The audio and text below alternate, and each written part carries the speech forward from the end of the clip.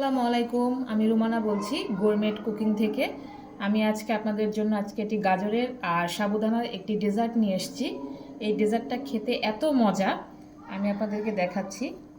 অনেক টেস্ট খেতে। এটা খেতে গেলে মনে হবে যে মাঝখান থেকে মিষ্টিটা চলে যাচ্ছে আবার ফিরে আসতেছে। অনেক অনেক টেস্ট। চলেন আমরা এই ডেজার্টটা কী করে তৈরি করা যায় সেটা দেখাবো। আমার ডেজার্টটা তৈরি করতে আজকে এখানে আমি হাফ কেজি গাজর নিয়েছি, এটাকে গ্রেট করে চিপে পানিটা ফেলে দিয়ে নিয়েছি। আর এখানে আমি 1 লিটার দুধকে ছানা করে নিয়েছি, আর 1 বাটি নিয়েছি সাবুদানা। তো আমার ডেজার্টটা তৈরি করার জন্য ফার্স্ট স্টেপে আমার এই গাজরের হালুয়াটা করতে হবে। চলেন আমরা চুলায় চলে যাই।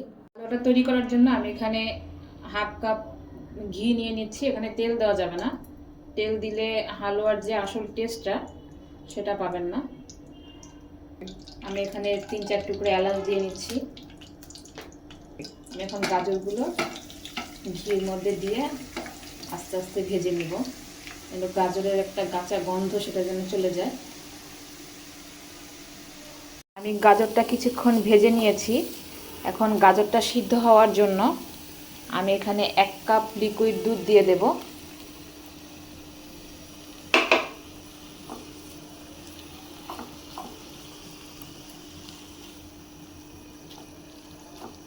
এখানে আমি হাফ কাপ চিনি ব্যবহার করব, কারণ উপরের সাবুদানার লেয়ারেও আপনার মিষ্টি থাকবে তাই। আর 1 চিমটি লবণ দিয়ে দিচ্ছি। আমার চিনিটা শুকিয়ে গেছে, আমি এখানে হাফ কাপ দুধ দেব, গুঁড়া দুধ। এখন অর্ধেকটা দেব, মিশিয়ে তারপরে আর অর্ধেকটা দেব। বাকি হাফ দুধ দিয়ে দিচ্ছি।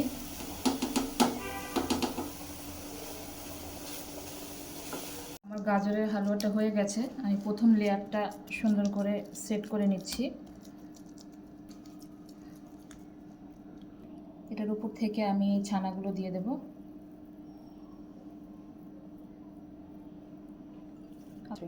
আপনারা ছানা আরও বাড়িয়েও দিতে পারেন, যার যার ইচ্ছা মতো, পছন্দ মতো। আমি এখন সাবুদানার পায়েসের জন্য হাফ লিটার দুধকে জাল দিয়ে রেখেছিলাম।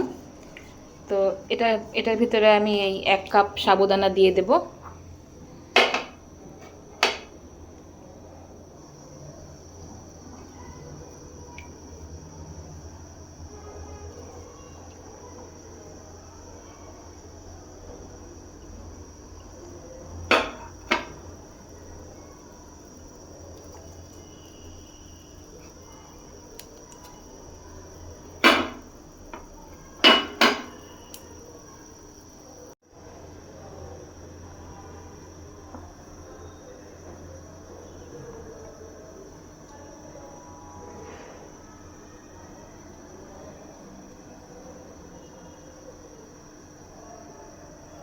এটাতেও আমি হাফ কাপ চিনি ব্যবহার করছি। আপনারা চাইলে এখানে কনডেন্স মিল্কও ব্যবহার করতে পারেন, এবং অল্প পরিমাণে একটু লবণ। এখানে আমি একদম হাফ চামচ কেওড়া জল দিয়ে দেব একটা শাহি ফ্লেভারের জন্য। আমার পায়েসটা হয়ে গেছে। এখন আমি এটাকে এই গাজরের হালুয়ার উপরে সেট করে দেব। আমি এটাকে এখন এটার উপর সেট করে দেব। কিছু বাদাম আর কিশমিশ দিয়ে উপরে ডেকোরেশন করে দেব। দেখতে সুন্দর লাগবে, খেতেও ভালো লাগবে। আমার ডেজার্টটা তৈরি হয়ে গেছে।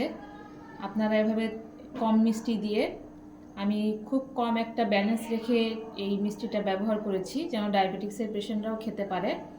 তাই ডেজার্টটা অসম্ভব মজা, কারণ মাঝখানে একটা ছানার লেয়ার আছে। আপনারা বাসায় তৈরি করে খাবেন, আপনাদের সবার কাছে ভালো লাগবে।